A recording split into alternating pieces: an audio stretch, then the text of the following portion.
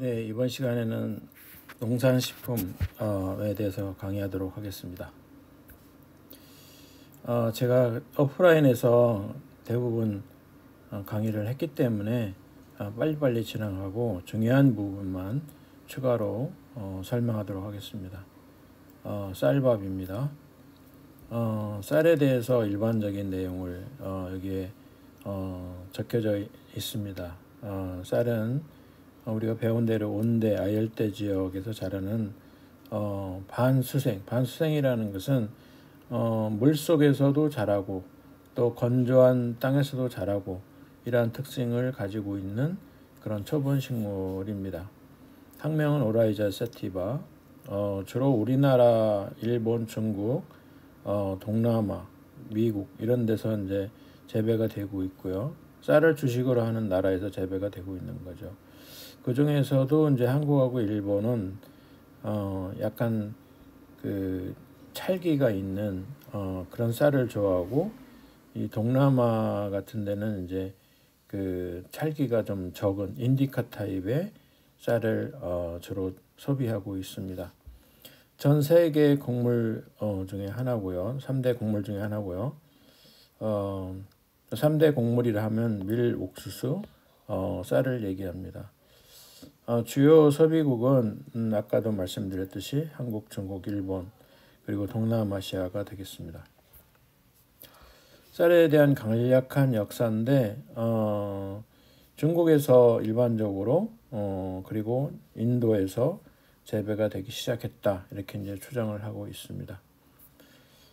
벼의 종류는 아까 말씀드렸듯이 자포니카 타입의 나달이 작고 둥그스름하고, 그리고 밥을 만들었을 때 점성이 높고 부드러운 느낌을 가지고 있는 타입이 있고, 또 다른 품종으로서 인디카 타입이 있는데 이건 이제 동남아시아에서 주로 재배하는 형태고 나달이 가늘고 깁니다. 그리고 밥을 지었을 때 끈기가 적습니다. 여기 그림이 이렇게 나와 있죠.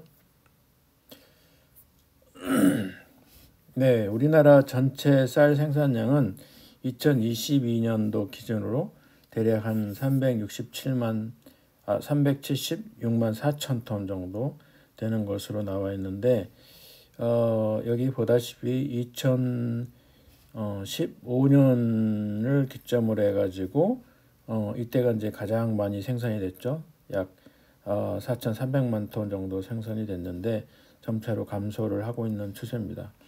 쌀 소비가 줄어들기 때문에 가능하면 정부에서는 쌀을 재배하지 못하도록, 벼를 재배하지 못하도록 이렇게 농민들에게 권장을 하고 있고, 직불금 형태로 그 쌀을 재배하지 않는, 벼를 재배하지 않는 농가에는 보상금을 줍니다. 시도별 쌀 생산량입니다. 우리나라에서 가장 많이 쌀을 생산하고 있는 지역은 전남, 충남, 전북, 경북 이런 순임이 되겠습니다.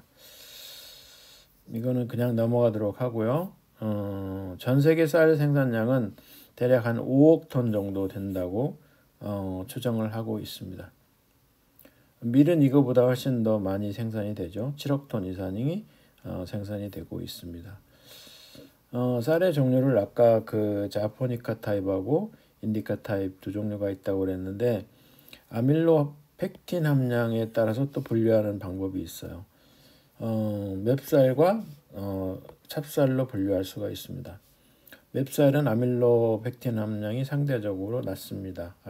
찹쌀에 비해서 아밀로스 함량이 한 20% 정도가 되는 반면에 찹쌀은 아밀로펙틴이 거의 100%에 가깝습니다. 그래서 이 찹쌀은 그 아밀로펙틴이라고 하는 전분 특성 때문에 이 아밀로스나 아밀로펙틴이나 다 이게 전분이거든요. 영어로는 스타치.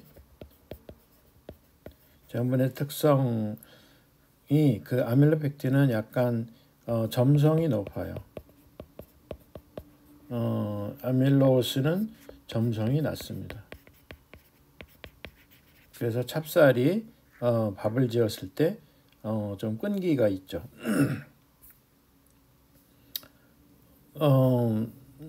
이 전분에 대해서 한 가지만 더 얘기를 하면, 전분을 구성하고 있는 구성 단위는 포도당입니다. 글루코스라고. 이 글루코스가 수천 개, 수만 개가 연결이 돼서 이 아밀로스나 아밀로펙틴이라고 하는 전분이 되겠습니다. 벼의 구조를 보면은, 벼의 이제 우리가 보통 한 6월 초에서부터 6월 말까지 논에다가 이제 벼를 심게 되는데, 10월 달이 되면은 이제 벼를 수확을 합니다. 벼가 이렇게 논에서 자라게 돼서 이렇게 이제 한 1m 정도 키가 되고, 잎사귀가 있고, 위에 이제 벼 이삭이 이렇게 맺히게 되는데, 나달이 뭐 수백 개가 이렇게 맺혀요. 그럼 그 나달 하나의 구조를 보면은 이렇게 돼 있습니다. 근데 맨 겉에를 우리가 이제 여기 나와 있듯이 과피라고 합니다.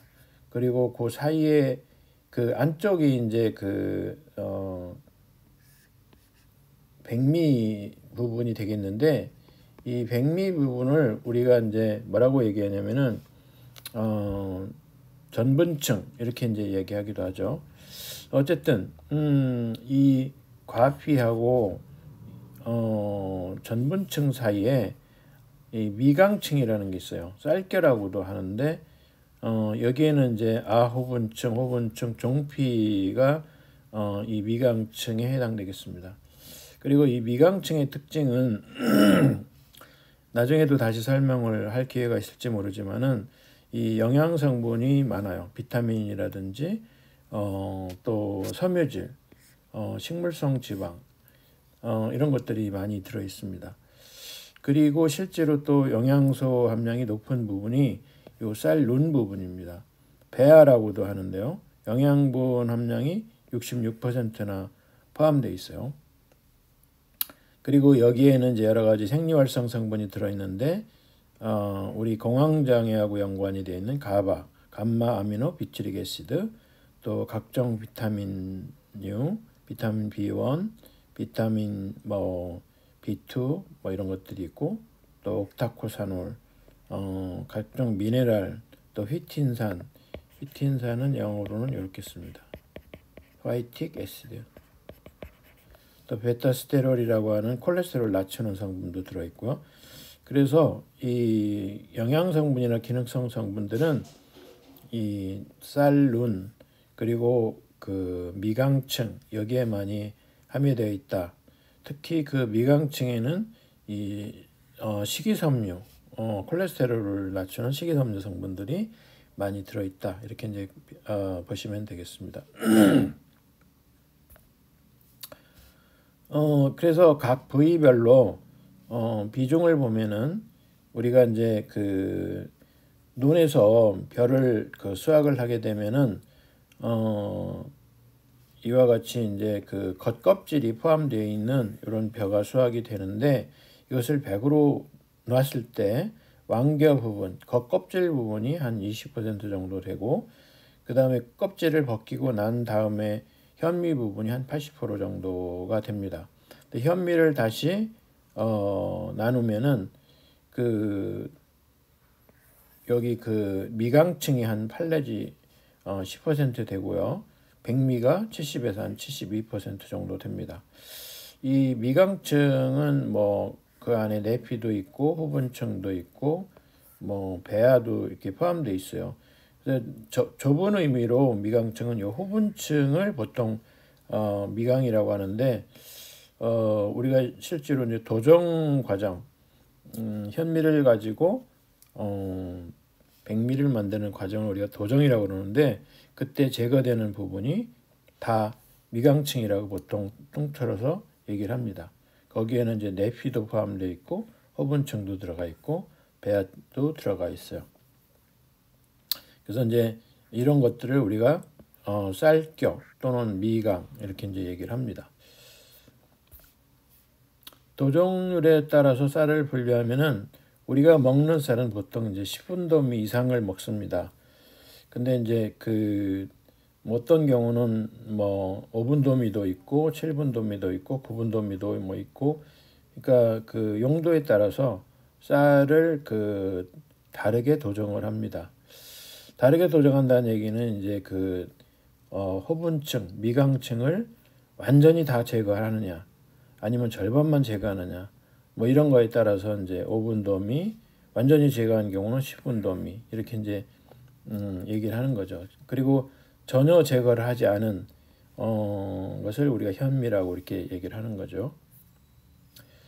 그래서 도정도별로 쌀겨층의 박리표를 보면은 우리가 도정도로 가는 거하고 분도라는 거하고를 두 가지를 다 이제 혼용을 합니다.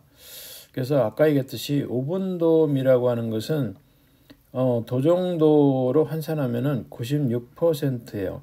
현미를 100으로 봤을 때, 현미를 우리가 100g이라고 했을 때 한 4%가 제거된 상태가 5분도미가 되겠습니다. 그러니까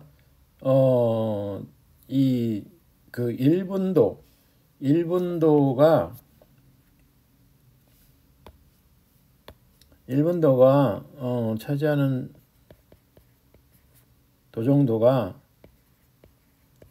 0.8%라고 보면 됩니다. 그래서 5분도는 얼만큼 제거된 거냐면 5 곱하기 0.8, 다시 말하면 4%가 현미에서 제거된 거예요. 그러니까 여기 5분도미가 100에서 4를 빼면 94가 되는 거죠. 10분도미 하면은 10분도는 도정도로 환산하면은 10 곱하기 0.8, 그럼 이게 8%잖아요. 그러니까 100에서 8%를 빼면은 92%가 나옵니다. 그러니까 도정도로 환산을 하려면은 그 분도에다가 곱하기 0.8을 한 다음에 100에서 요거를 이제 빼는 겁니다.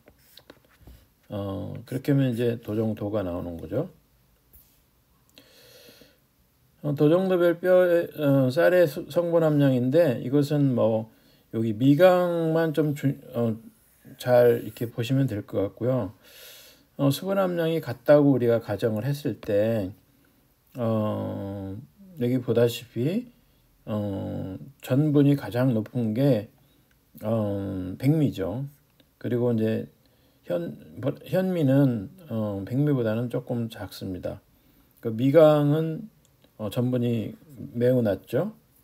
그 다음에 이제 단백질을 보면은 미강이 백미나 현미보다 한 2배 정도 높아요. 그리고 지방도 이거는 이제 많이 높죠. 거의 뭐 백미에 비해서는 한 20배 정도 높습니다. 그래서 미강을 가지고 우리가 이제 식용유를 만들어요. 이것을 우리가 현미유라고 얘기합니다. 또는 뭐 미강유. 현미유라기보다는 미강유라는 표현이 더 맞겠네요. 그 다음에 섬유질이 많습니다. 섬유질 여기 보면은 백미에 비해서 무려 한 50배 가까이 높은 걸 볼 수가 있죠. 그리고 회분 함량도 상당히 높습니다.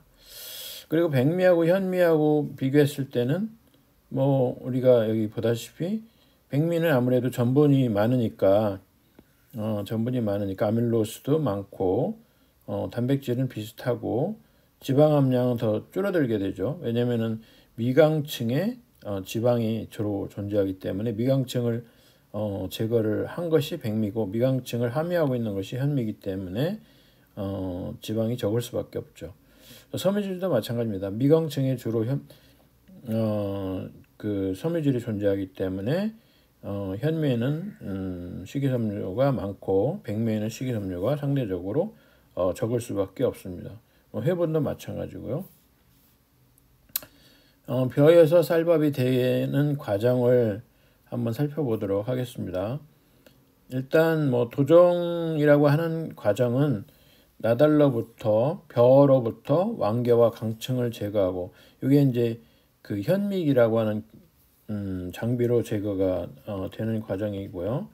그 다음에 이 현미를 가지고 다시 백미를 만드는 과정, 이걸 우리가 이제 정미기다 이렇게 얘기합니다. 그래서 두 가지로 나눠졌습니다. 그래서 이 벼가 이렇게 있으면은 벼에서 현미가 되는 과정이 있고요. 이 벼에는 이제 그 겉껍질이 있어요. 그걸 우리가 완개라고 하는데, 이제 완개가 여기서 이제 제거가 되는 거죠. 허스크가 제거가 됩니다. 요 과정을 우리가 현미기라고 합니다. 과정을 현미기가 이제 하는 거죠. 그 다음에 현미에서 정미기라고 하는 기계를 이용해서 백미를 만들어요. 이때는 이제 그 미강층이 제거가 되는 거죠. 미강층이 제거가 됩니다. 네. 도정 과정을 보면은 뭐 현미기를 이용해서 완개 제거하고, 그 다음에 여기서 이제 만들어진 현미를 정미기를 이용해서 완전히 백미로 이제 만들죠. 근데 이때 이제 그 최종적으로 만들어지는 이 백미의 품질을 결정하는 요인들이 몇 가지가 있습니다. 첫 번째는 수분 함량, 최소한 16% 이상은 돼야 됩니다. 그래서 그 수분 함량이 높아가지고 만약에 18%나 20%가 된다 그러면은 백미의 품질이 안 좋은 거예요. 수분 함량이 높기 때문에 미생물이나 곰팡이가 번식할 가능성이 높습니다. 그래서 그만큼 질이 떨어지고 쉽게 부패하게 됩니다. 그다음에 정립률이라 해가지고 그 나달이 정상적으로 동그랗게 되어 있는 상태, 쪼개지거나 흠이 없는 상태, 그거의 비율을 정립률이라고. 동한립률이라는 것은 이 벼가 생육 과정에서 도복이 된다는 것은 이제 뭐 태풍이라든지 뭐 비에 의해서 엎어지는 겁니다. 그렇게 되면은 이제 나달이 제대로 잘 안 여물어요. 그리고 그 벼 속에 들어있는 그 쌀이 금이 가게 됩니다. 그것을 우리가 동한립률이다 이렇게 얘기합니다. 그것의 비율을 이제 동한립률 이렇게 얘기합니다. 그 다음에 이제 도정을 할 때 어떻게 도정을 하느냐에 따라서 이 쌀의 품질이 바뀔 수도 있습니다. 그래서 원료 투입량을 적절하게 하고 압력도 적절하게 줘야 되고, 그 다음에 도정 비율을 우리가 어떻게 할 거냐, 도정도를 예를 들어서 뭐 92%로 할 거냐, 90%로 할 거냐, 이런 거에 따라서 백미의 품질이 결정이 된다. 그 다음에 이제 여기 도정 과정에서 또 아까 분리기를 따로 설명 안 했는데, 도정하면서 그 돌 같은 거를 이제 골라내는 장치가 있고, 또 이 쌀액이 이 백미가 여러 가지 금이가 있으면은 조그만 충격에도 이게 그 쌀액이가 돼요. 그러니까 가는 모래알 같은 형태가 된다는 거죠. 그것을 분리해 내야 됩니다. 이런 것들이 백미에 포함되어 있으면은 그 쌀의 품질이 떨어져요. 그래서 이런 것들을 다 중간에 제거를 하게 됩니다. 그래서 순수하게 현미만 분리를 하는 거죠.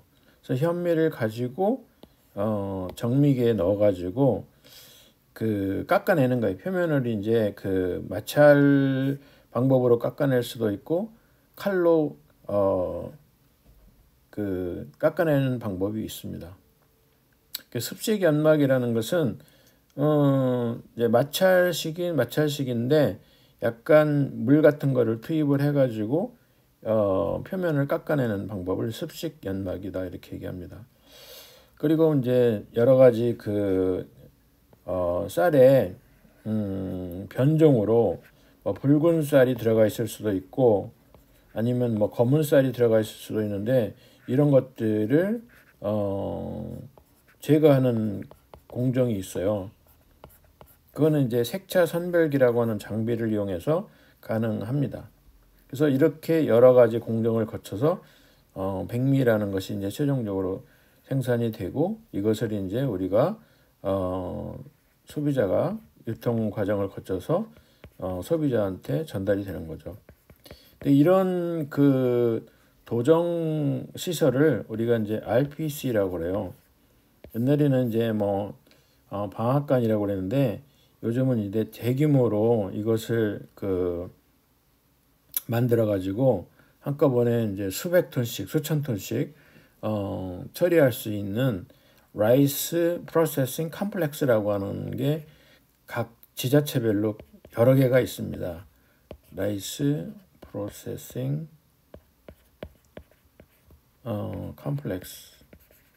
그래서 미곡 종합 처리장이라고 그래요. 미곡이라는 것은 쌀이라는 뜻이거든요. 종합 처리장. 그래서 이 도정을 하는 장치를 가지고 있는 곳이 그 RPC라고 하는 일종의 회사 같은 그 공장 시설입니다. 자, 지금부터는 이제 무긴 포장밥에 대해서 설명을 할 텐데요. 무긴 포장밥은 이제 우리나라에서 CJ에서 처음에 시작을 했고요. 지금 무긴 포장밥 시장은 꽤 큽니다. 제가 기억하기로는 8천억 이상을 시장 규모를 형성을 하고 있습니다. 이 무긴 포장밥의 가장 핵심 노하우는 말 그대로 이 쌀을 오랫동안 보관해도 부패되지 않도록 그 무균 상태를 만드는 게 이제 중요하고요. 그리고 산소를 차단하는 게 굉장히 중요해요. 산소를 차단해야 돼요. 왜냐하면 산소가 들어가면은 여기에 있는 쌀밥에 있는 지방 성분들이 산화가 돼서 밥맛이 없어지거든요.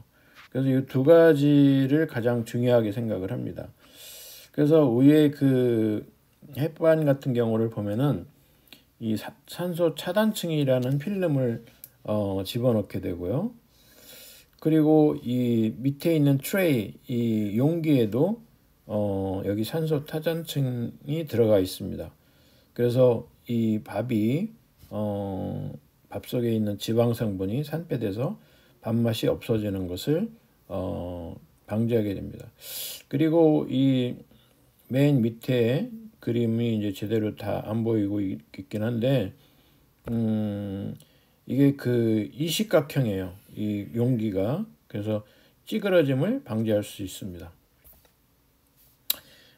무균 포장밥 제조 방식은 크게 한 세 가지로 나눠지는데 이 CJ하고 오뚜기에서 사용하는 방식은 신화 방식입니다.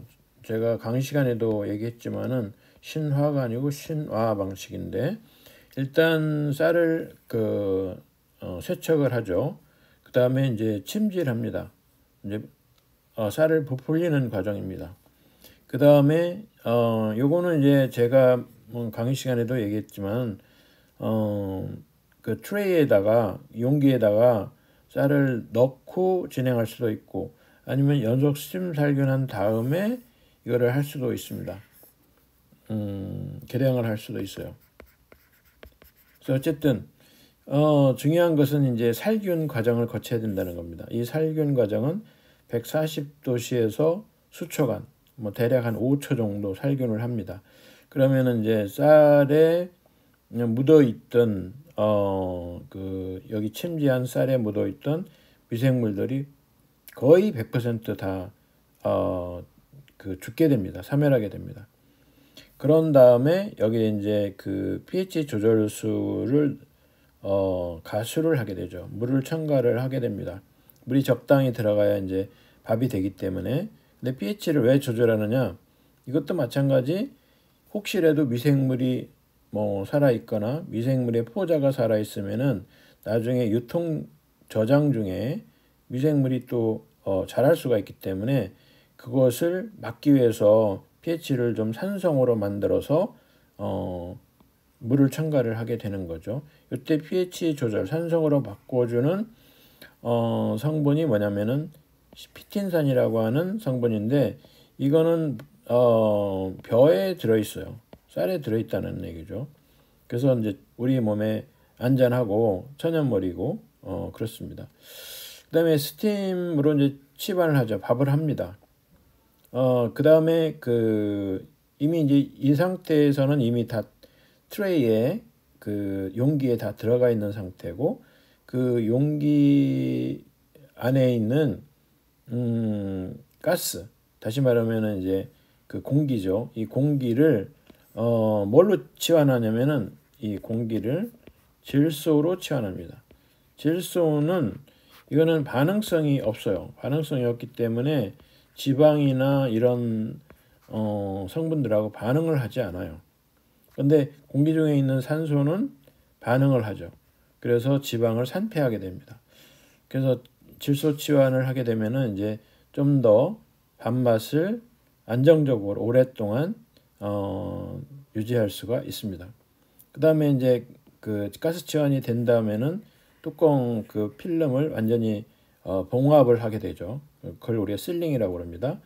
그 다음에 이제 반전 냉각 뒤집어 가지고 용기의 그 필름 부분이 밑으로 오게 하고, 그 다음에 이제 이렇게 용기가 이렇게 있겠죠. 이렇게 한다면 이제 물로 이렇게 뿌려가지고 냉각을 하게 됩니다. 그 다음에 뭐 검사해서 포장해서 출하하는 이 과정입니다.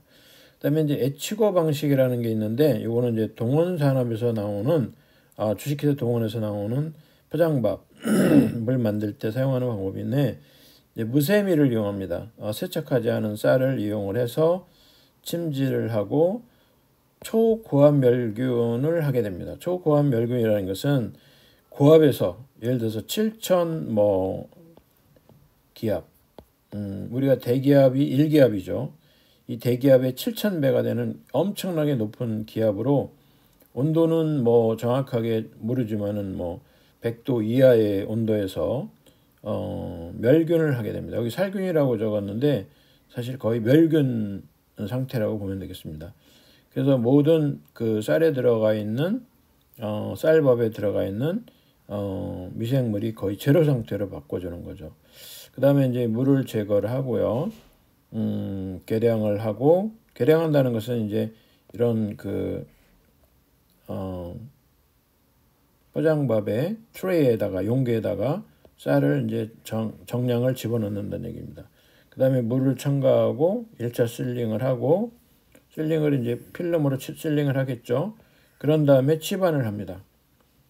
밥을 해요. 그 다음에 요 사이에다가 탈산소제를 집어넣어요. 탈산소제를 집어넣는 거는 이게 이제 산소가 투과를 하거든요. 첫 번째 필름은 여기 이제 그 필름인데, 이거는 산소 투과력이 있기 때문에 여기에 탈산소제를 넣으면은 이 속에 이제 산소가 왔다 갔다 투과를 하는데, 이거를 얘가 이제 반응을 시켜서 잡아요. 그러면은 이제 이 속에 있는 산소가 다 여기에 탈산소제에 결합이 되겠죠. 그럼 산소가 없는 상태가 되겠죠. 그 다음에 여기다가 이제 질소를 가스 치환해 가지고 질소를 집어넣게 됩니다. 질소를 넣어요. 그 다음에 2차 실링을 합니다. 질소까지 넣은 다음에 한 번 더 필름을 이렇게 이제 넣는 거죠. 필름을 2차 실링을 하고, 그 다음에 냉각하고 검사하고 포장하고 출하하게 됩니다. 네, 이거는 이제 그 신화 방식의 공정도를 보여주고 있는 건데, 제가 설명한 것은 이제 기계 장비들이 어떻게 레이아웃이 어떻게 되어 있는지를 보여주는 그런 그림이 되겠습니다. 에치고 방식 마찬가지 장비의 도면을 보여주고 있는 거고요. 이건 히사카 방식, 하림에서 사용하고 있다고 알려져 있는데, 이 히사카 방식의 특징은 무균 클린룸을 사용한다는 특징을 가지고 있습니다. 전 공정이 다 클린룸에서 하는 건 아니고, 뭐 침비나 계량 충전까지는 그 일반 룸에서 실시를 하고, 요 RIC부터 RIC는 이제 그 여기 나와 있듯이 크린 진공 직분자 시스템의 고온 단시간 살균 장치, 살균 공정부터 이제 물을 첨가하고 취반하고 실링하는 요 단계까지를 완전히 미생물이 없는 무균실에서 한다는 거예요. 크린룸이라는 것은 무균실을 의미합니다. 균이 없어요. 여기서 하기 때문에 뭐 밥을 짓거나 가수를 하거나 실링을 하거나 요 과정에 특별히 뭐 그 미생물의 오염이 일어날 가능성이 굉장히 적은 거죠. 그다음에 뜸을 들이고 포장하고 이렇게 이제 최종적으로 무균 포장법을 만드는 방식이 되겠습니다. 그래서 이거는 이제 그 무균 포장법을 만드는 일반적인 제조 공정도인데, 요거를 여러분들이 이제 기억을 하면은 될 것 같습니다. 이거는 이제 앞에 얘기했던 신화 방식이나 아니면은 그 에치고 방식 뭐 그런 것들을 다 그 통합해서 만들어놓은 그 무균 포장법 제조 공정이 되겠습니다. 예를 들어서 여기 가압살균 이거는 거는 이제 아까 얘기했듯이 그 에치고 방식에서 사용되는 살균 방식이죠. 네. 그래서 요 공정은 아마 에치고 방식의 공정하고 이제 비슷한 그런 공정이 되겠습니다. 쌀의 영양학적 특성을 살펴보면은, 요거는 이제 우리가 얘기했듯이 우리나라 1인당 쌀 소비량이 1980년도를 기점으로 해가지고 계속 감소를 해서 현재는 2021년도에는 뭐 56.9kg을 1년에 먹고 있다. 또 2023년도에는 이게 더 줄어들어가지고 56.4인가요? 뭐 이 정도 먹고 있다. 이렇게 이제 우리가 얘기를 하고 있는데, 그래서 앞으로 이 쌀 소비는 뭐 정체되거나 아니면은 약간 감소하는 그런 추세를 나타낼 것으로 보이고 있고, 대신 이제 밀 소비량이 늘어날 거라고 봅니다. 전 세계 밀 생산량이 아까 얘기했듯이 7억 톤이 넘는다고 그러는데, 쌀 생산량은 약 5.3억 톤 정도 됩니다. 그러니까 밀 생산량이 쌀 생산량보다는 한 2억 톤 이상 많은 그런 상태죠. 쌀의 영양 성분은 뭐 사실은 별로 없어요. 근데 대부분이 전분, 탄수화물로 되어 있고, 단백질이 한 6 내지 8%. 우리가 그 밀가루 같은 경우는 대략 한 10%에서 12% 정도 된다고 보거든요. 좀 엄밀히 얘기하면 한 18%에서 한 14% 정도 된다고 보면 되겠습니다. 그다음에 지방해분 섬유질도 1 내지 3%, 무기질은 뭐 이러한 것들이 있고요. 비타민도 B1, B2 이런 것들이 있습니다. 근데 양이 그렇게 많지는 않아요. 혈당 지수를 보면은 이제 혈당 지수라는 것은 얼만큼 혈당을 많이 높이느냐 그런 것을 나타내는 지수인데, 혈당 지수가 높을수록 이제 당뇨 유발 가능성이 크고, 당뇨 환자가 좀 먹는 것이 그렇게 바람직하지 않다, 뭐 그런 얘기가 되겠습니다. 그래서 이 70 이상이 되면은 꽤 높아가지고 당뇨 환자들한테 또는 그 혈당 지수 혈당이 좀 높은 사람이 있습니다. 당뇨는 아니지만 혈당이 좀 높은 사람들한테는 이제 바람직하지 않은 것으로 이렇게 여기면 되고요. 그 대신에 이제 55 미만이면은 이거는 이제 아주 바람직한 거죠. 혈당을 많이 높이지 않기 때문에. 근데 이제 우리가 먹는 그 브라운 라이스, 현미가루 같은 경우는 70보다는 조금 낮아요. 그래서 뭐 당뇨 환자들이 먹어도 되는 수준이라고 보면은 백밀가루 같은 경우는 85입니다. 상당히 높죠. 그리고 그 백미가루도 70이 좀 넘어요. 그래서 이런 것들은 사실은 그 당뇨 환자들이나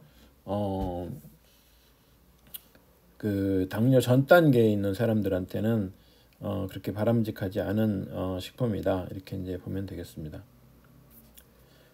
건강기능성과 관련해 가지고는 이 주로 그 미강 또는 현미 부분에 항산화 효과를 나타내는 토코페롤이라든지 각종 폴리페놀 화합물이 많이 들어있어서 건강에 좋다.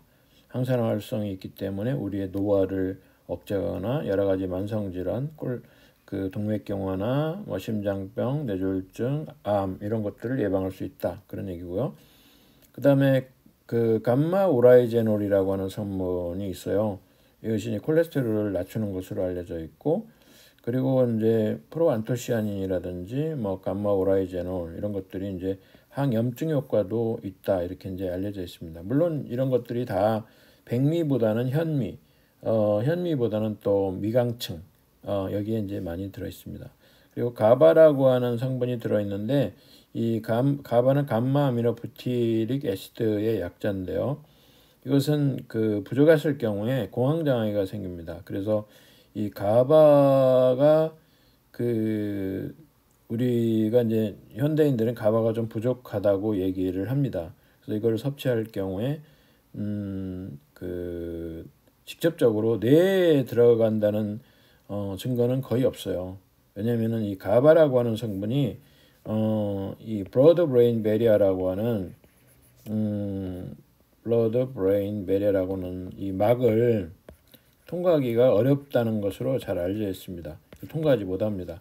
그럼에도 불구하고 이제 여러 가지 말초신경계에 영향을 주거나 또는 그 장에 이제 여러 가지 그 신경계가 와 있거든요. 이 장신경계에 이제 영향을 줘가지고 아마도 이게 이제 간접적으로 뇌에 영향을 줄 거다. 그래서 이제 우리가 이제 심신의 안정을 준다든지 불안을 억제한다든지 뭐 이런 효과가 있다, 이렇게 이제 현재까지는 알려져 있습니다. 그다음에 빵으로 넘어갑니다. 빵의 역사는 뭐 그냥 넘어가도록 하고요.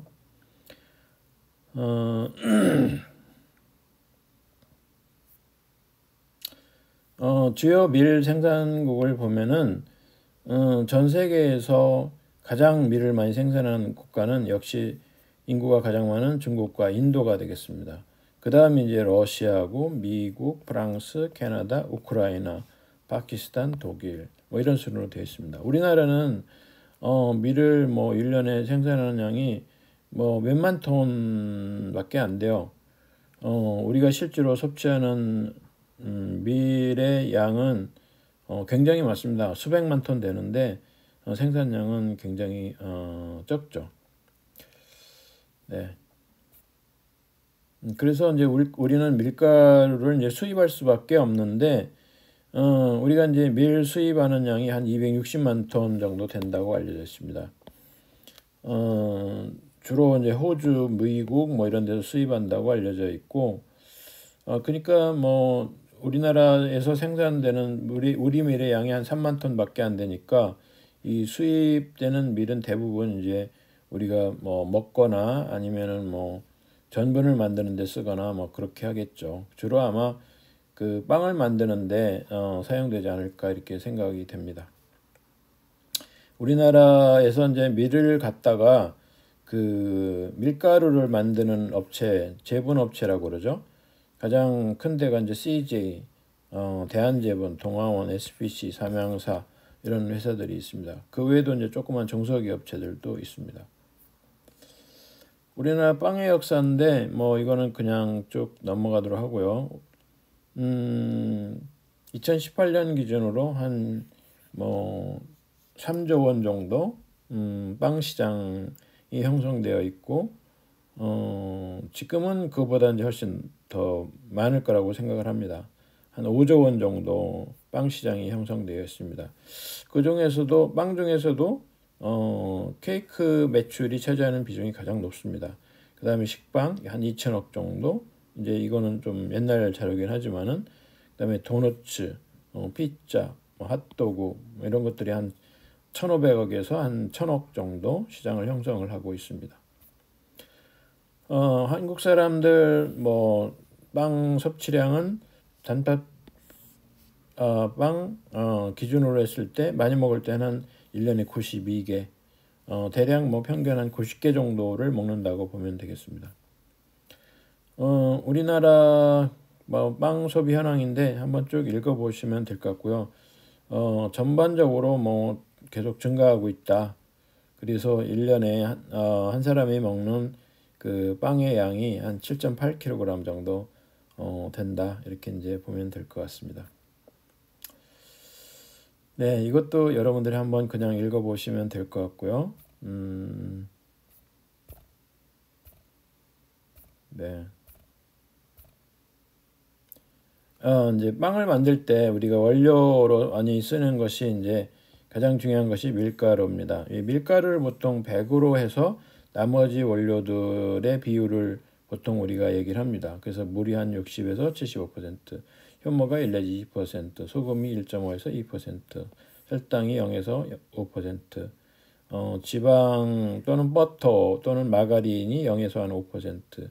그다음에 이제 그 우육식빵을 만든다든지 아니면 약간 변형시켜서 계란을 넣는다든지 그럴 경우에 이제 물 대신에 이거를 사용을 하게 됩니다. 네. 그리고 그 이 빵을 먹을 때 우리가 이제 가장 염려를 하는 것이 빵이 이제 전분으로 되어 있고 거기에 이제 그 당류가 많이 들어 있어요. 그래서 당류라는 것은 이제 설탕이라든지 그런 것들을 얘기하는 거죠. 이 당류가 많이 들어 있음으로 인해서 그 뭐 당뇨라든지 비만 이런 것에 영향을 줄 수가 있기 때문에 이거를 좀 주의해서 우리가 이제 봐야 된다 그런 얘기고, 그다음에 이제 트랜스 지방이라는 것이 강의 시간에도 얘기했지만은 이게 그 굉장히 안 좋은 지방이거든요. 이것에 의해서 동맥경화가 유발이 된다는 것은 잘 알려져 있습니다. 이 동맥경화가 진행이 되면 이제 문제가 뭐냐면 심장병, 또 뇌졸중입니다. 뇌졸중. 이런 것들이 이제 생기는 거죠. 그래서 이제 트랜스 지방이 가능하면 적은 그런 식품을 섭취하는 것이 중요한데, 다행히 이제 최근에 기술의 발달로 마가린의 빵을 만들 때 쓰는 것이 주로 마가린이거든요. 그 마가린의 트랜스 지방 함량이 많이 줄어들었다고 이렇게 알려졌어요. 그래서 큰 뭐 염려는 없는 것 같습니다. 그다음에 제빵 원료인데 빵을 만들려면 이제 밀가루가 가장 중요하죠. 그 밀가루 대신에 밀가루는 이제 기본적으로 글루텐을 가지고 있어요. 그래서 글루텐에 대한 또 알러지가 있는 사람들이 있어요. 그래서 이 알러지 문제 때문에 밀가루 대신에 다른 그 분말을 이용하는 경우가 많습니다. 그래서 호밀가루나 보리가루, 또 퀴노아라고 하는 또 곡물가루가 있습니다. 이런 것들을 사용해서 우리가 빵을 만들 수가 있습니다. 또 감미료로서는 물엿이라든지 꿀, 흑설탕, 당밀 이런 것들을 이제 이용할 수가 있고요. 또 뭐 우유나 또는 유제품이 제빵 원료로 많이 사용이 됩니다. 뭐 전유도 사용될 수 있죠. 그냥 우유 바로 그 공장에서 나오는 우유를 사용할 수도 있고, 그다음에 탈지유, 지방을 제거한 우유를 사용할 수도 있고, 또 버터, 유청 이런 것들을 사용할 수가 있습니다. 지방 성분으로서는 아까 얘기했듯이 이제 그 마가린을 보통 많이 사용하고 버터를 사용할 수도 있고 각종 식용유를 사용할 수도 있습니다.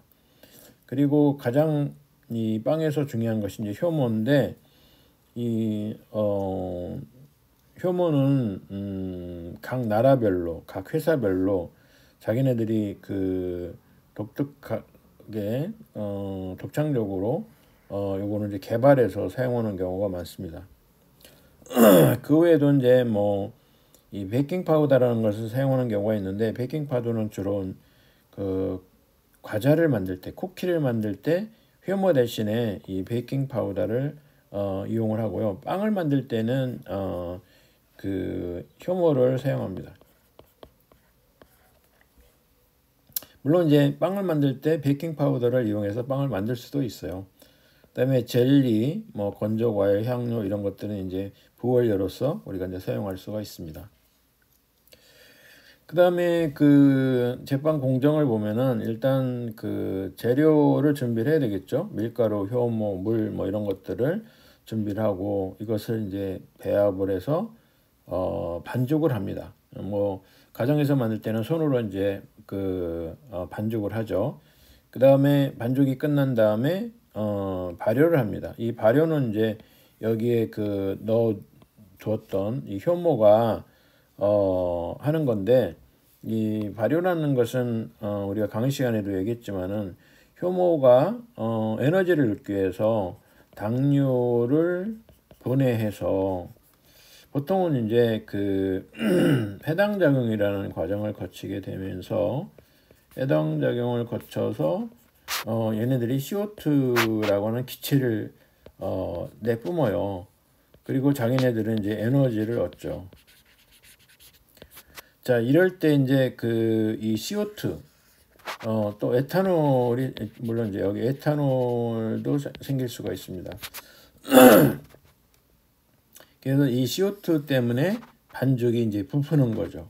이 CO2에 의해서 팽창이 되는 겁니다. 반죽이 부푸는 현상이 생기는 거죠. 그래서 요 빵을 만들 때는 이 발효 과정이 핵심이고 이 발효를 주관하는 것이 효모라고 하는 생명체다 이렇게 보시면 되고요. 그 다음에 이제 발효가 끝난 다음에는 완성 단계를 거치게 되는데 완성이라는 것은 여러 가지 단계를 뭉뚱그려서 얘기하는 용어입니다. 나누기, 굴리기, 재우기 뭐 이런 것들입니다.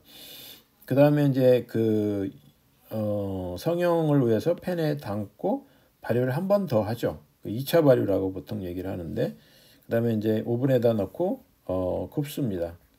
그리고 냉각을 시켜서 포장하고 이렇게 그 일반적으로 제빵 공정은 되어 있는데 그 반죽을 만드는 요 공정, 요 재료부터 요 앞까지 반죽을 어떤 식으로 하느냐 이게 이제 사실 빵의 품질을 좌우하는 굉장히 중요한 공정이거든요. 그래서 이 반죽 방법에 따라서 또 몇 가지로 나눠져요. 그래서 직접 반죽법이 있고 스펀지법이 있고 연속 반죽법이 있고 찰리우드법이 있습니다. 그래서 그 이 직접 반죽법이나 스펀지법은 보통 이제 개인 그 베이커리에서 또는 가정에서 하는 방법이라고 한다고 그러면은 연속 반죽법이나 찰리우드법, 특히 찰리우드법은 이 공장에서 대규모로 빵을 생산할 때 사용하는 방법이라고 보면 되겠습니다. 그래서 하나를 좀 더 자세하게 살펴보면은 요 직접 반죽법하고 스펀지법의 가장 큰 차이점은 맨 앞에 요 단계가 되겠습니다. 이 스펀지법 같은 경우는 사실 엄밀히 얘기하면 두 단계를 거쳐서 빵이 만들어져요. 첫 번째는 스펀지를 만드는 단계입니다. 이 처음 1차 발효가 이제 스펀지를 만드는 단계거든요. 이게 이제 하룻밤 정도 걸려요. 그러니까 효모하고 물하고 밀가루를 섞어 가지고 하룻밤 그 방치하면은 효모가 발효를 해 가지고 밀가루 반죽이 이렇게 부풀어요.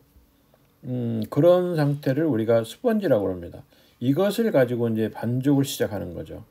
이게 이제 스펀지법의 이제 기본적인 차이점이 되겠습니다. 직접 반죽법하고 직접 반죽법은 이제 가장 흔한 방법이고 일반 가정이나 또 일반 베이커리에서 사용하는 가장 일반적인 반죽법입니다. 근데 스펀지법이 이제 공정이 좀 복잡한 대신에 좀 더 맛도 좋고 조직감이 좀 더 부드러워요. 그래서 이제 그 노력이 많이 들긴 하지만은 스펀지법을 이용해서 빵을 만드는 그 베이커리들이 점점 많이 늘어나고 있고 식빵을 만들더라도 이 직접 반죽법보다는 스펀지법을 이용하는 것이 좀 더 품질이 좋습니다. 직접 반죽법하고 스펀지법은 요 다음 슬라이드에서 비교하도록 하고요.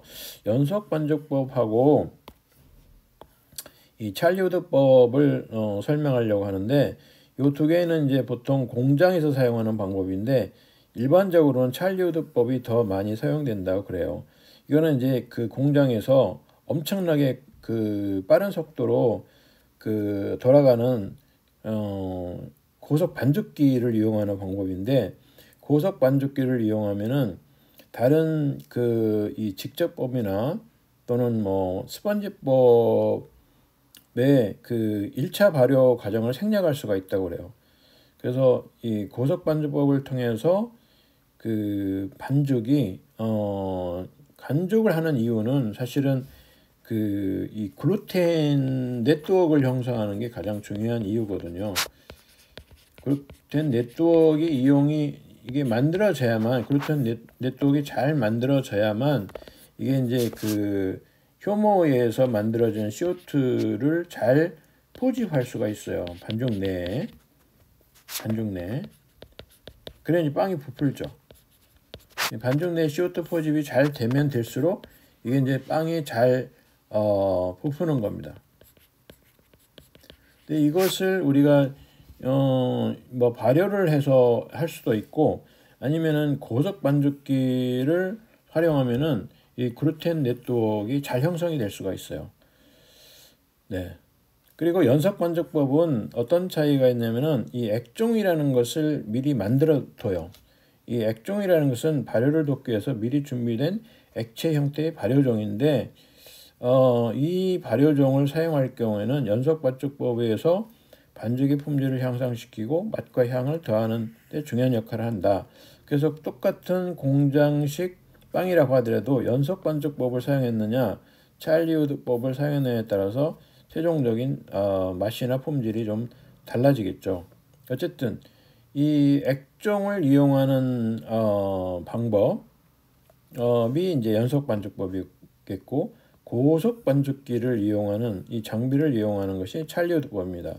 액종을 이용을 해가지고 그 다음에 이제 그 반죽을 합니다. 이 고속 반죽이라고 되어 있는데 이 찰리우드법에서 얘기하는 고속 반죽하고는 차원이 다르죠. 이거는 이제 그냥 거의 일반 반죽이라고 보면 되겠습니다. 일반 반죽기를 이용을 하고 그 반죽을 이제 분할을 하고 용기에다가 넣고 2차 발효를 하고 오븐에다 넣어가지고 최종적인 제품을 만들어냅니다. 고속 반죽기 같은 경우는 이제 플로어 타임이라고 하는 그 플로어에다가 이 반죽을 숙성시키는 과정을 거치는 겁니다. 그냥 놔두는 거예요. 놔두면 이제 그 이 고속 반죽 과정에서 만들어졌던 여러 가지 전분 손상, 글루텐 네트워크의 이제 그가 이제 정리정돈이 되는 겁니다. 이 과정에서. 그 다음에 이제 분할을 하고 이제 그 일정한 사이즈로 반죽을 자르고 그걸 이제 동그랗게 둥글리기를 하고 2차 발효를 하고 오븐에서 이제 구워내면 됩니다. 직접 반죽법과 스펀지법은 요 다음 슬라이드에서 설명을 할 텐데, 직접 반죽법은 아까도 얘기했듯이 가장 일반적인 방법이에요. 밀가루, 효모, 물, 소금 뭐 모든 원료를 다 혼합을 한꺼번에 하고 이거를 이제 반죽을 합니다. 반죽을 이제 해줘. 손으로 반죽할 수도 있고 뭐 기계를 사용해서 반죽할 수도 있습니다. 그 다음에 이제 그 1차 발효를 해요. 그러면은 이제 이 부피가 늘어나겠죠. 한 2배 정도로 늘어납니다. 한두 시간 정도 지나면은 효모에 의해서 CO2가 발생이 되면서 효모가 작용해서 CO2가 발생을 합니다. 그래서 이제 이 빵이 이렇게 부풀어요. 그 다음에 이제 성형을 하는데 성형하기 전에 가스 빼기를 합니다. 이게 CO2를 한번 빼줘요. 공기를 그 손으로 이제 눌러가지고 가스 빼기를 하고, 그다음에 덩어리 또는 롤 모양으로 만듭니다. 이게 빵을 이제 이렇게 모양을 성형을 하고, 그다음에 이 성형된 그 도구를 다시 발효를 하게 됩니다. 그러면 이게 이제 30분에서 한 60분 정도 발효를 하게 되는 거죠. 그다음에 이제 오븐에서 구워가지고 최종 제품이 나오게 됩니다. 이제 골든 브라운이라 해가지고 약간 연한 갈색의 그 빵이 만들어지게 되는 거죠. 아까 얘기했듯이 스펀지법은 이제 그 직접법보다 한 단계가 더 있다고 그랬죠. 다시 말하면 스펀지를 만드는 단계 요게 하나가 더 있어요. 근데 이거는 이제 밀가루를 처음에 원료를 다 넣는 게 아니고 30에서 한 50%의 밀가루를 넣어요. 처음에. 그리고 이제 효모도 당연히 넣죠. 그리고 물도 넣고, 그래서 이제 하룻밤 정도 또는 4시간에서 12시간 정도 이렇게 그냥 실온에서 놔둬요. 그러면은 이제 이게 그 발효를 합니다. 발효를 해서 스펀지 형태로 이게 그 발효가 일어나 가지고 스펀지 모양으로 돼요. 이 상태에서 이제 나머지 밀가루 원료와 소금 뭐 여러 가지 나머지 원료를 다 집어넣고 이제 제대로 된 본 반죽을 하는 거죠. 그래서 그 발효를 그 다음에 이제 시키고 그러면 이제 부피가 마찬가지로 한 2배 정도가 됩니다. 이때 걸리는 시간이 아까 직접법과 마찬가지로 1시간에서 2시간 정도. 그다음에 성형을 하죠. 이 성형이라는 것은 이제 그 가스빼기 뭐 그리고 그 모양을 만드는 거죠. 예를 들어서 뭐 이렇게 롤 모양으로 만들 수도 있고 뭐 이렇게 덩어리 모양으로 만들 수도 있고 그 모양을 만들어서 팬에다가 넣습니다. 이런 그 빵 틀에다가 이렇게 집어넣어요. 이렇게 롤 모양으로 이렇게 된 성형된 그 반죽을 이렇게 집어넣습니다. 성형된 도우를 다시 한번 또 발효를 합니다. 한 30 내지 60분 정도 되면은 요게 이제 발효가 되면서 약간 부풀어지게 되겠죠. 좀 더 부피가 늘어나겠죠. 그런 다음에 여기서 마찬가지 오븐에 넣고 구워요. 그러면 이제 그 빵이 되는 겁니다. 식빵이 되는 거죠. 그래서 직접 반죽법하고 스펀지법하고 스펀지법은 또 중정법이라고도 합니다. 2번 발효를 한다, 중복으로 발효를 한다, 뭐 그런 의미를 가지고 있는 것 같습니다. 차이점을 보면은 공정 단계를 보면은 그 스펀지법은 아까 얘기했듯이 2단계에 거쳐서 만들어진다.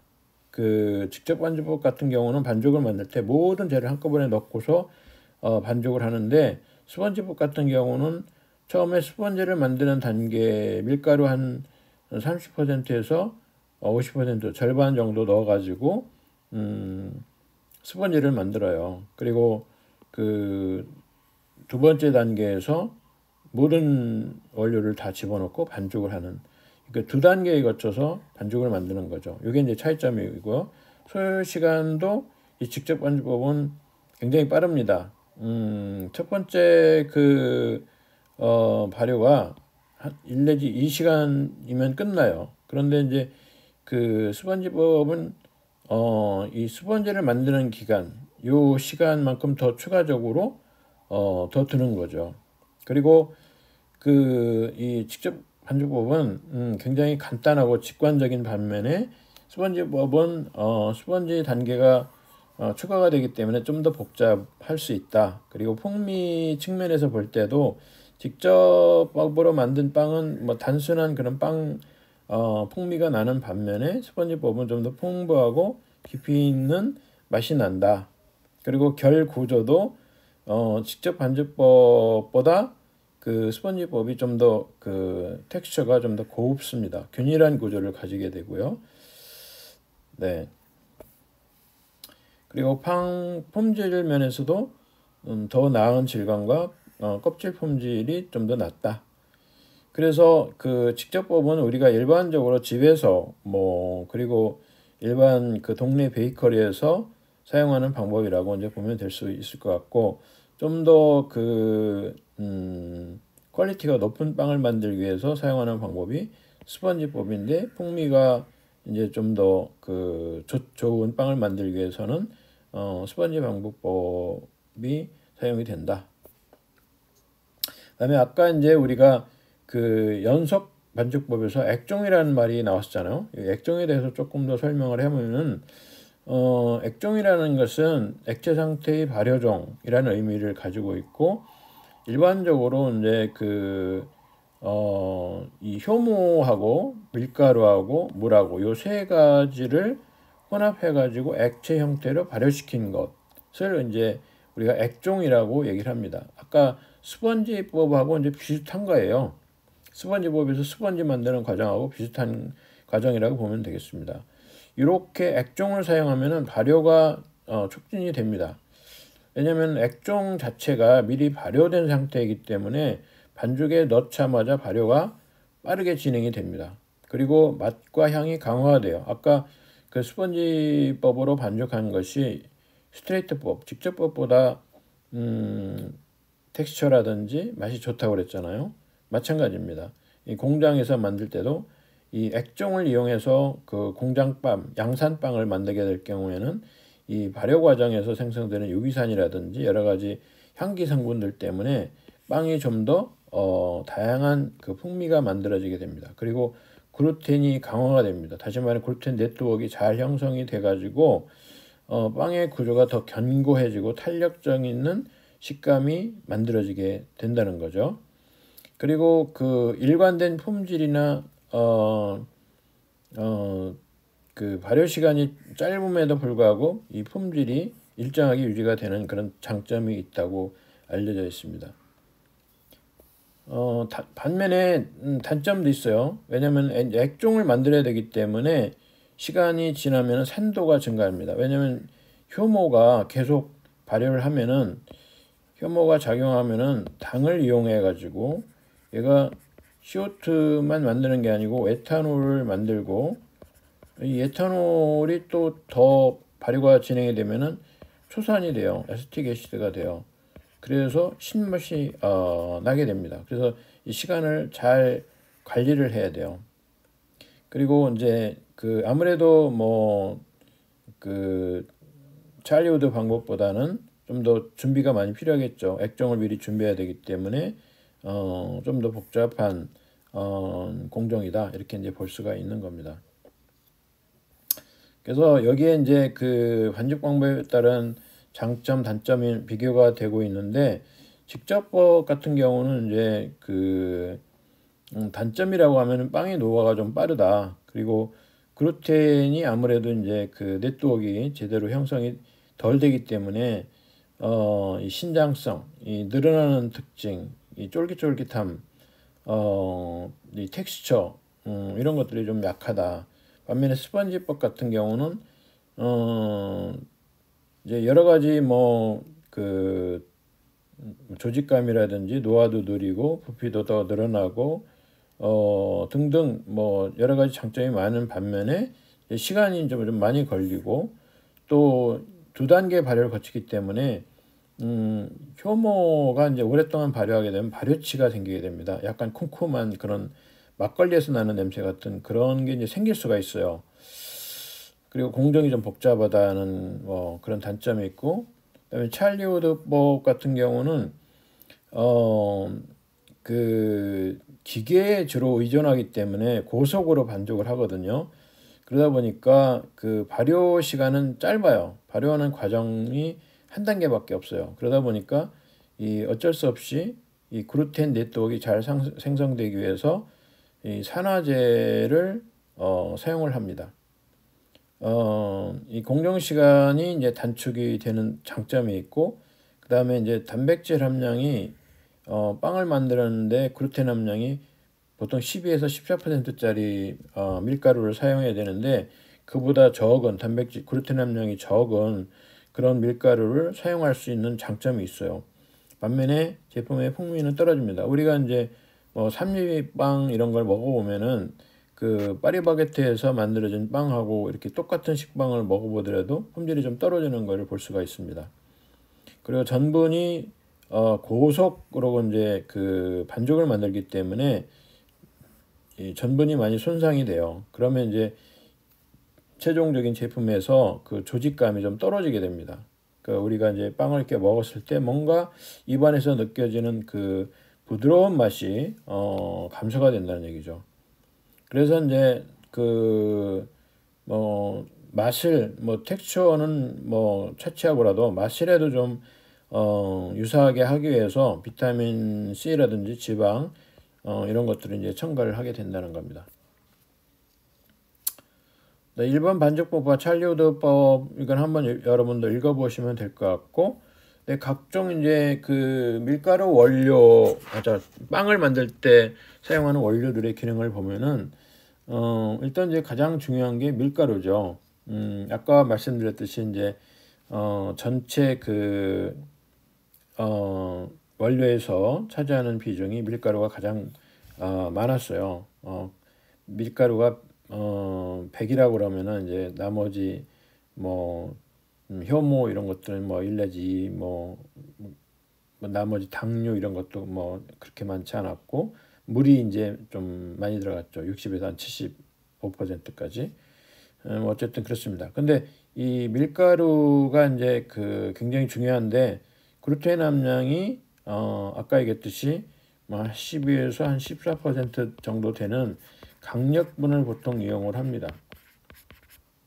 중력분은 10에서 12%짜리. 요거는 이제 그 빵보다는 이제 그 국수를 만들 때 주로 사용된다고 했죠. 그다음에 8 내지 10%짜리의 그 박력분 같은 경우는 쿠키를 만드는데, 과자를 만드는데, 쿠키나 과자를 만드는데 이용을 한다, 이렇게 보면 되겠습니다. 이거는 이제 아까 얘기했듯이 빵이나 케이크 같은 거 만드는데 사용을 하고요. 그래서 글루텐 함량이 굉장히 중요하다는 걸 알 수가 있고, 이 글루텐은 글리아딘이라고 하는 단백질과, 이거는 알코올에 녹습니다. 글루테닌이라고 하는 단백질, 이건 약 알칼리에 녹아요. 이 두 개가 섞여져 있는 상태입니다. 그리고 이제 그 반죽의 점탄성을 부여하는 그런 단백질이라고 보면 될 것 같고, 그 다음에 이제 그 가장 많이 들어있는, 밀가루에 가장 많이 들어있는 성분은 전분입니다. 이 전분은 아까도 얘기했듯이 포도당이 수만 개, 수십만 개 연결되어 있는 그런 다당체입니다. 그래서 이 열에 의해서 그 분해가 될 수도 있고, 또 빵을 만드는 과정에서 표면적이 증가하기도 하고, 글루텐이 방출하는 물을 흡수하는 역할도 담당을 하고 있습니다. 또 그 제과를 만들 때, 과자를 만들 때는 이 글루텐보다도 이 전분이 더 중요한 역할을 담당을 하고 있습니다. 빵을 만들 때는 당연히 이제 그 글루텐이 더 중요한 역할을 하고 있고요. 네.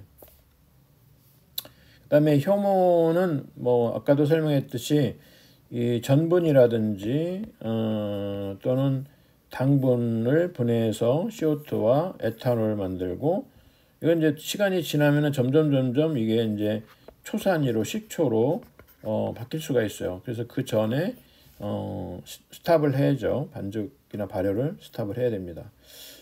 이 CO2 때문에, 기체기 때문에 빵이 부풀게 되는 거죠. 이게 CO2에 의한 영향이라고 보면 되겠습니다. 그리고 젖산균을 종종 사용하는 경우가 있는데, 젖산은 이 당을 이용을 해가지고 젖산을 만들고, 또 초산도 만들고 프로피온산도 만듭니다. 그래서 빵의 풍미를 좀 더 다양하게 만들고자 할 경우에는 젖산균을 사용하기도 합니다. 그다음에 효소가 있는데, 효소는 이제 여러 가지 효소가 있어요. 이걸 다 사용한다는 건 아니고 사용할 수도 있다, 그런 얘기입니다.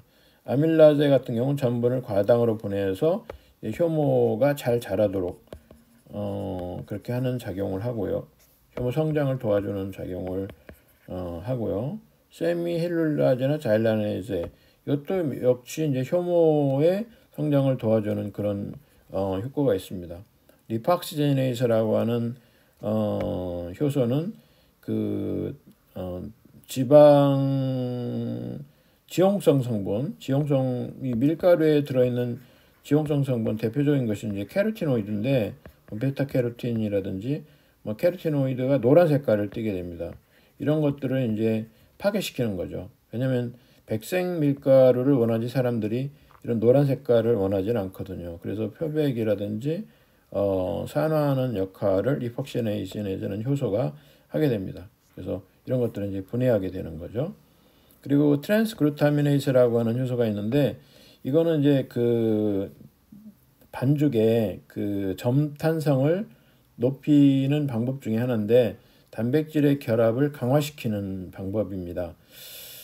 물론 이제 그 밀가루에 들어있는 글루텐이 중요한 역할을 하죠. 글루텐 네트워크가 가장 중요한 이 반죽의 그 점성, 탄성 이거에 영향을 주지만은 이 밀가루에는 뭐 글루텐 단백질도 있고 다른 단백질도 있고 그래서 이 단백질들끼리 잘 네트워크를 형성하는데 추가적으로 도움을 주는 게 트랜스글루타미네이스라고 하는 효소인데 이거는 이제 외부에서 우리가 인위적으로 첨가시키는 거죠. 이거는 이제 글루타민이라는 아미노산과 라이신이라는 아미노산을 이제 연결시키는 공유결합시키는 그러한 작용을 한다고 이렇게 알려져 있어요. 그래서 이런 결합이 많이 만들어지면 단백질과 단백질 간의 결합이 많이 형성이 되면은 그만큼 이 단백질 네트워크가 증가가 되고 그것에 의해서 이것이 증가가 되고 그것에 의해서 이제 그 반죽이 더 잘 팽창이 잘 되는 거죠. 부푸는 거죠. 그럼 이제 조직감이 더 좋아질 수 있다. 그다음에 베이킹 파우더는 과자를 만들 때 우리가 쿠키를 만들 때 사용하는데 주성분은 요겁니다. 소디움 바이카보네이트. 우리말로는 이제 중탄산소다라고도 하고 중조라고도 하는데 이게 약간 산성 성분이 들어가 있는 상태가 되면은 이와 같이 CO2를 발생을 시켜요. 그래서 이제 우리가 꼭 효모를 안 쓰더라도 요런 그 첨가물, 식품 첨가물이죠. 식품 첨가물을 쓰면은 그 CO2를 발생시켜서 반죽이 약간 부풀도록 할 수가 있습니다. 이 쿠키 같은 경우는 반죽이 많이 부풀 필요는 없거든요. 그러니까 요거를 사용해서도 충분히 그 이 쿠키 반죽을 만들 수가 있다. 그런 얘기가 되겠습니다. 그다음에 이제 원료 기능 중에서 소금인데 이 소금도 굉장히 중요한 작용을 해요. 빵에 풍미를 부여하고 글루텐 강화해서 발효 중에 부피를 증가하는 작용을 합니다. 결국 빵을 만들 때 가장 중요한 것은 이 글루텐 네트워크 계속 강조를 하지만은 요건데 이거를 강화시키는 것이 이제 소금의 역할일 수 있습니다. 조직감 개선에 기여도 하고 또 빵의 저장성하고도 연관이 있어요. 소금이 들어가면은 아무래도 미생물들 중에서 뭐 효모는 뭐 상관없지만은 다른 미생물들이 거기에 들어가 있을 수가 있는데 그런 거에 대해서 빵이 이제 그 부패가 될 수가 있잖아요. 그거를 이제 어느 정도 막아주는 효과가 있습니다. 뭐 빵 만들 때 물이 들어가는 건 당연한 거고요. 근데 이제 이 물도 아무런 물을 사용하면 안 되고 경도를 잘 조절해야 됩니다. 무기염류가 많이 들어있는 것을 우리가 경수라고 그러고 무기염류를 완전히 제거한 것을 우리가 연수라고 그러는데 이 경수하고 연수 사이에 적당한 정도의 무기염류를 함유하고 있는 물을 만들어서 써야 돼요. 그래서 이 물의 품질에 따라서 이 빵 품질도 또 달라집니다. 그다음에 보존료.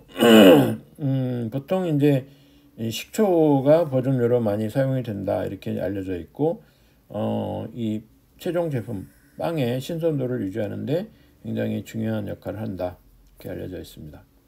그다음에 이제 산화제가 있는데 산화제로서 많이 쓰이는 게 비타민 C하고 아조비스 포름아마이드라고 하는 성분이 있는데 이 산화제를 쓰게 되면은 이 도우 반죽의 그 CO2를 보유하는 능력, 반죽이 잘 팽창돼서 오랫동안 유지하는 능력을 증가시켜 준다. 그리고 반죽이 완성되는 시간을 단축시켜 준다.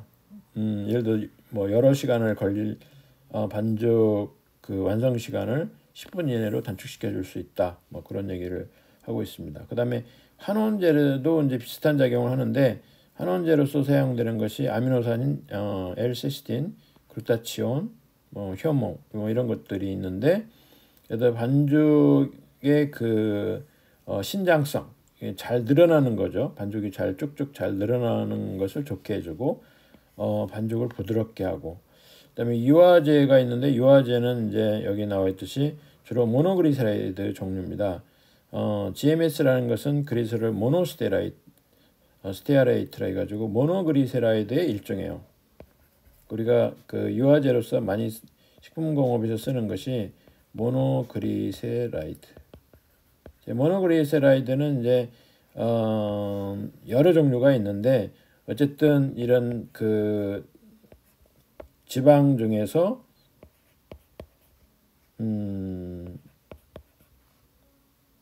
그리세롤 골격에 지방산이 하나가 결합된 것을 모노그리세라이드라고 그래요. 이런 것들을.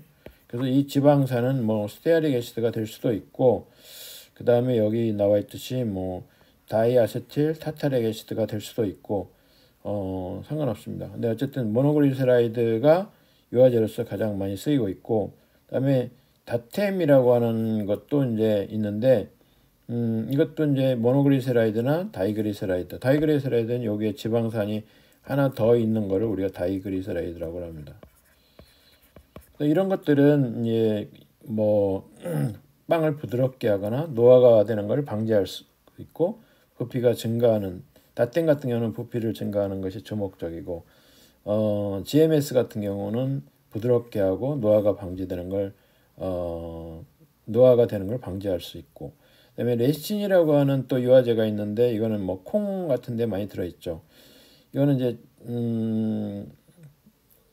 뭐 유화 효과가 좀 약하다 이렇게 이제 되어 있습니다.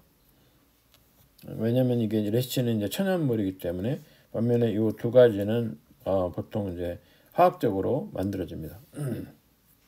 그다음에 효모인데, 효모는 가장 많이 사용되는 효모가 사카라마이시스 세레비시에라고 하는 효모인데, 이거는 이제 우리가 술을 만들 때도 이걸 써요. 그래서 얘네들은 이제 여러 가지 효소도 생산을 하고 발효성당을 분해해서 CO2를 발생하고 에탄올을 만들어냅니다. 그래서 우리가 빵을 만들 때 발효를 하게 되면은 약간 알코올 술 냄새도 좀 나고, 그다음에 이제 빵이 부푸는 건 CO2 때문에 그렇다고 그랬죠. 이 효모가 빵의 고유의 풍미, 맛, 색, 촉감 등을 부여한다고 알려져 있고, 이 사카라마이스 세레비제 중에서도 이제 그 여러 가지 그 서브 스페시스가 있어요. 아종이라고 볼 수가 있죠. 아종들이 여러 개가 있어가지고 그것들이 다 맛이 좀 달라요. 그래서 이제 메이스피시가 쓰는 게 있고, 또 뭐 다른 뭐 제빵 베이커리 이런 데서 쓰는 그 효모가 있고 다 다릅니다. 물론 자기네들이 개발한 것도 있고 외국에서 수입하는 것도 있고 그렇습니다. 효모는 이제 뭐 다공질의 그 구조를 만들죠. 반죽을 부풀게 하는 그런 특징을 가지고 있고, 또 여러 가지 이제 알코올이라든지 알데하이드 이런 성분들, 케톤 성분들, 휘발성 지방산 이런 것들을 발생을 해가지고 독특한 풍미를 만드는데도 기여를 합니다. 이 효모가 자라는 가장 최적 온도는 30도, 그리고 최적 당 농도는 2 내지 4%. 압착 효모를 사용할 때는 수분 함량이 한 60에서 70% 정도 되고, 이거는 이제 그 밀가루 100을 기준으로 했을 때 2 내지 3% 정도 사용하고요. 그다음에 건조 효모, 이건 이제 수분 함량이 거의 없는 거죠. 수분 함량이 7 내지 9%로 수분 함량이 거의 없는 이런 건조 효모를 사용할 때는 압착 효모 사용량의 절반만 이용을 하고 4배의 물을 첨가해 가지고 40 내지 45도씨에서 10 내지 15분간 놔두면은 이 효모가 그 잠을 자고 있다가 휴면 상태에 있다가 활성화가 됩니다. 이렇게 한 다음에 이제 효모는 사용하게 됩니다. 그다음에 반죽 계량제라는 게 있는데, 반죽 계량제는 반죽이 빨리 부풀게 하고 반죽의 강도 개선을 위해서 사용하는 첨가제입니다.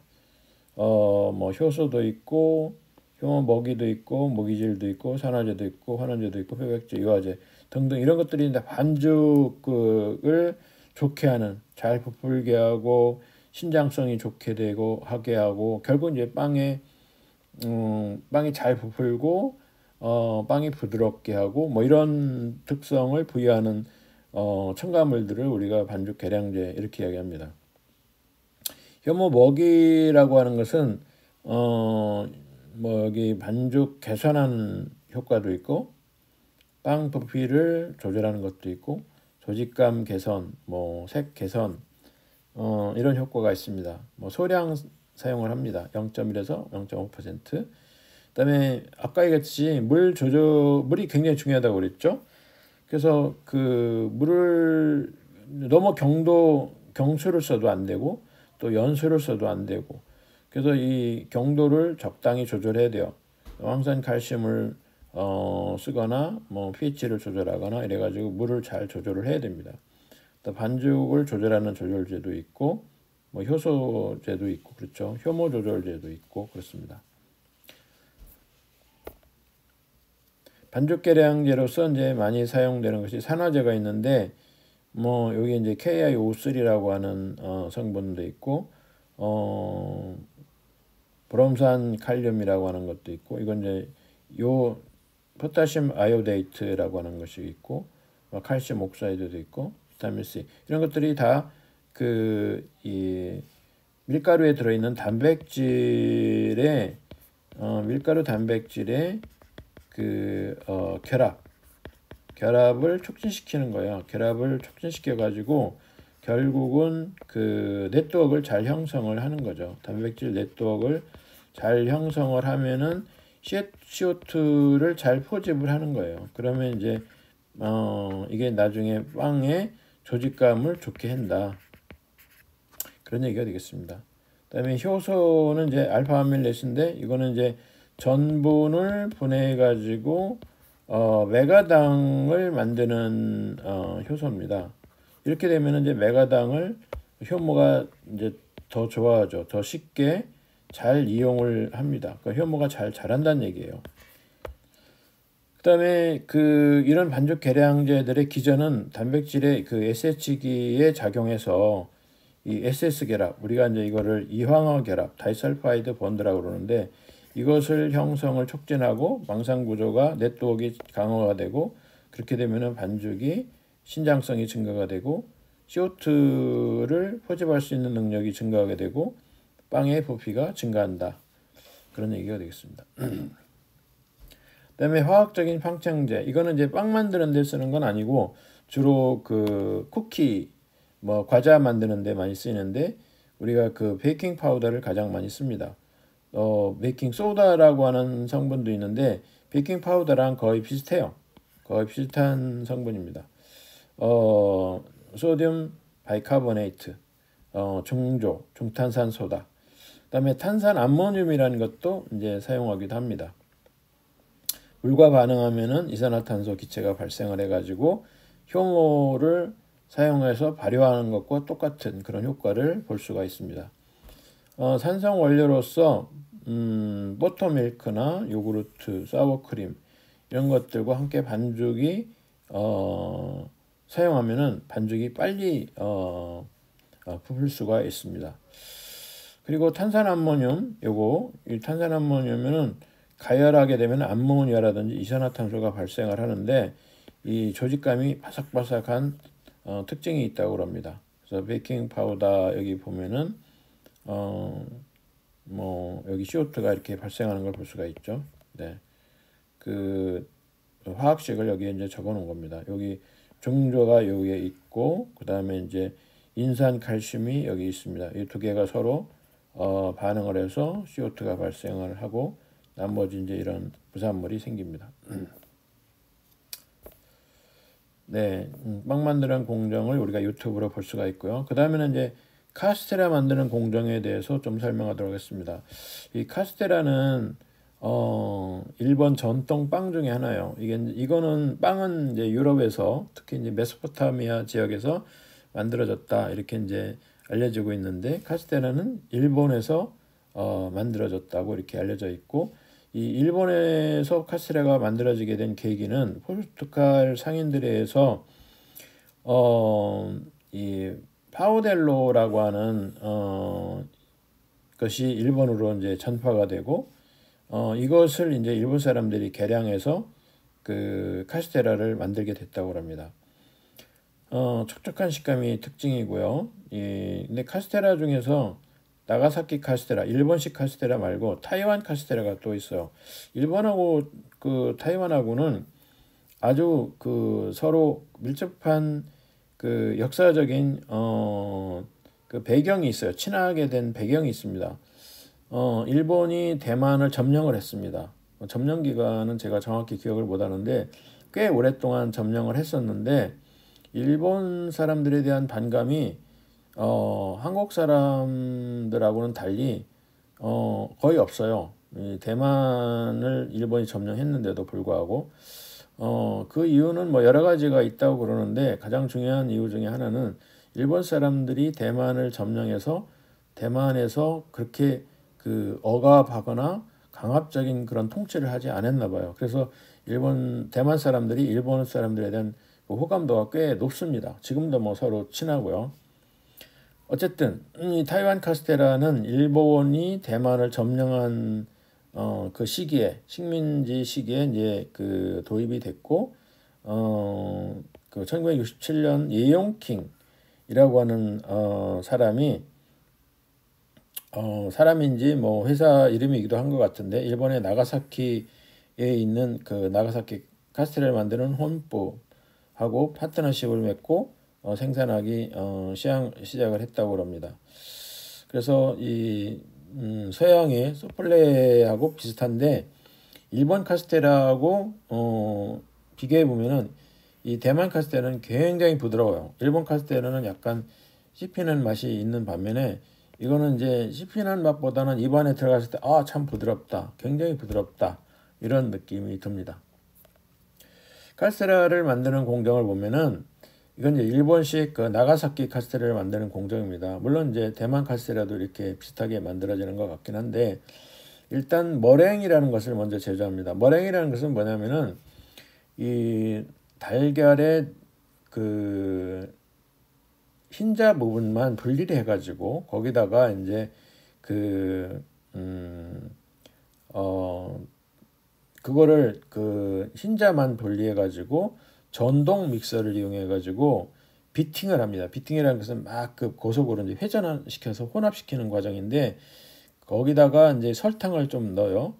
그리고 다시 비팅을 하게 되면은 이게 그 부풀어 오릅니다. 그 단백질이 변성이 되면서 그 계란에 들어있는 단백질이 변성이 되는 거예요. 그러면서 이제 이게 그냥 부풀어 올라요. 설탕하고 같이 이제 반응을 해가지고 그게 이제 머랭입니다. 이 머랭이 만들어지고 난 다음에 여기다가 이제 노른자를 첨가하는데 왜 그렇게 복잡하게 그 흰자하고 노른자를 나누느냐? 이거를 노른자를 분리하지 않으면은 노른자 속에는 레시틴이라고 하는 그 유화제가 들어 있어요. 그래서 이게 그 잘 부풀어 오르지 않아요. 이 단백질에 의해서 이것은 이제 카스테라는 부풀어 올라 가지고 효모 없이 그냥 거기에 그 공기층이 만들어지는 거거든요. 그래서 카스테라를 먹으면 우리가 굉장히 부드럽잖아요. 그리고 그 중간중간에 뽕뽕뽕뽕 구멍이 뚫어져 있잖아요. 그게 CO2가 들어가 있던 자리가 아니고 공기가 들어가 있던 자리입니다. 그러면은 그 공기 방울을 누가 만드느냐? 바로 이제 이 단백질이 만들어요. 계란의 단백질 성분이 거품이 나는 특징을 가지고 있어요. 이 거품 속에는 이제 에어 버블이 들어가 있다는 얘기잖아요. 공기 방울이 들어가 있다는 얘기잖아요. 이것이 이 설탕에 의해서 고정이 되는 겁니다. 설탕에 의해 거품이 고정이 돼 버려요. 그래서 이제 그 카스테라의 그 독특한 조직감이 생기는 겁니다. 그래서 레시틴이 들어가 있으면은 이 공기방울 형성이 잘 안 돼요. 에어버블이 잘 안 만들어져요. 그래서 이거를 따로 분리해 가지고 흰자만 가지고 머랭을 만드는 겁니다. 그 다음에 노른자를 살살 집어넣어요. 그리고 이제 비팅을 합니다. 그리고 여기에 이제 꿀을 첨가하죠. 그 레이션을 넣으니까 이게 혹시 머랭이 다시 원래 상태로 꺼지지 않느냐? 그렇진 않습니다. 일단 머랭이 만들어진 다음에는 여기에 설탕이 이 그 부드러운 조직감을 고정을 시켰기 때문에 노른자를 넣더라도 레시천이 들어가더라도 이게 그 부풀었던 게 꺼지진 않습니다. 그래서 어쨌든 이제 노른자를 넣고 피팅을 하고 거기다가 다른 원료를 이제 집어넣고 피팅을 하죠. 그 다음에 이제 밀가루를 한 절반 정도 넣고 천천히 혼합을 합니다. 그 다음에 나머지 밀가루를 또 넣고 또 우유도 첨가하고 혼합한 다음에 거품을 제거하고 팬에다가 케이크 버터를 집어넣고 한 60%만 채웁니다. 완전히 채우면 넘쳐버릴 수가 있기 때문에. 그리고 공기방울을 어느 정도 이제 제거하기 위해서 이쑤시개 같은 걸로 이제 톡톡톡톡 쑤셔요. 그러면 이제 공기방울이 제거가 되고, 공기방울을 완전히 제거한다는 게 아니고 큰 공기방울을 제거하고 조그만 공기방울들이 이제 이 카스테라 믹스에 골고루 분산이 되도록 이제 하는 거죠. 그러기 위해서 이제 이쑤시개를 이용하거나 탁탁 쳐요. 바닥에 탁탁 치거나 하면 이제 이 카스테라의 그 믹스에 그 공기방울들이 이제 균일하게 이렇게 분포가 되는 거죠. 그런 다음에 그 케이크 카드보드에다가 이제 이 카스테라 그 반죽을 집어넣거든요. 그 다음에 이거를 이제 처음에는 160도씨로 예열을 합니다. 그 다음에 이제 오븐에다가 넣고서 50분간 구우면은 표면이 아주 그 멋진 갈색의 카스테라가 완성이 됩니다. 근데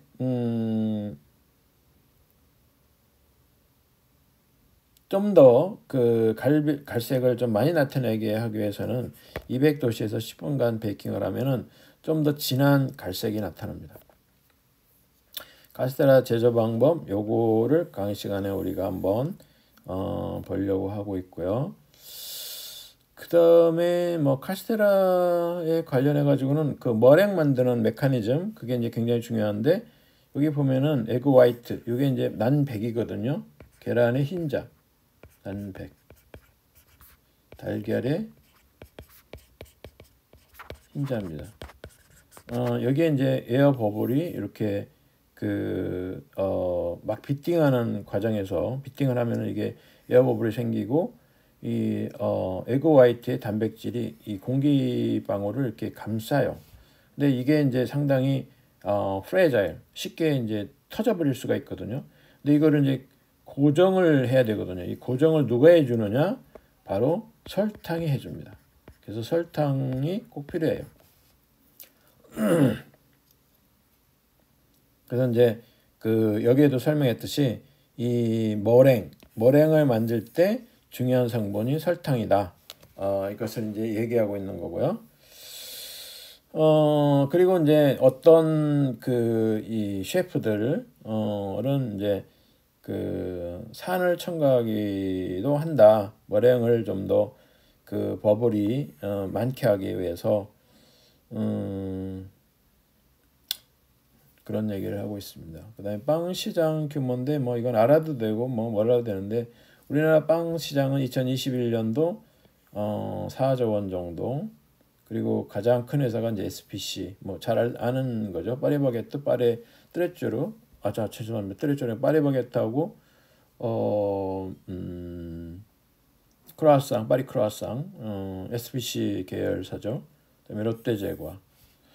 1인당 빵 소비량 아까 우리가 얘기했듯이 1년에 7.8kg 1인당. 영국은 뭐 1인당 연간 60.3개의 빵을 먹고 있다, 이렇게 알려져 있고, 주로 샌드위치로 빵을 소비하는 게 이제 50%를 넘는다, 그런 얘기를 하고 있고요. 밀가루 빵 소비량이 영국 같은 경우 29.2kg니까 우리나라보다는 훨씬 높은 걸 볼 수가 있습니다. 미국도 1년에 한 19.8kg 빵을 소비한다고 그러니까 우리나라는 이제 7.8kg니까 우리나라보다는 한 2배 이상 먹고 있는 걸 볼 수가 있습니다. 1인당 빵 소비량 가장 세계에서 빵을 많이 먹는 민족은 여기 그 아르헨티나, 남아메리카의 아르헨티나하고 여기 터키 많이 먹는 걸 볼 수가 있습니다. 그 외에도 뭐 러시아도 많이 먹고 있고 100 이상 먹는 나라를 보면은 불가리아도 많이 먹고 있고 그렇습니다. 이거는 이제 전 세계 빵을 많이 먹는 나라를 그 색깔로 표시내는 그림인데 여기 뭐 남아메리카의 그 멕시코 많이 먹고 있고 여기 북아프리카 지역도 많이 먹고 있고 뭐 유럽 당연히 많이 먹고 있고 뭐 그렇습니다. 러시아도 많이 먹고 있고 호주, 남아공 뭐 이런 나라가 이제 빵 소비량이 높습니다. 네, 여기까지 해서 강의를 마치려고 합니다.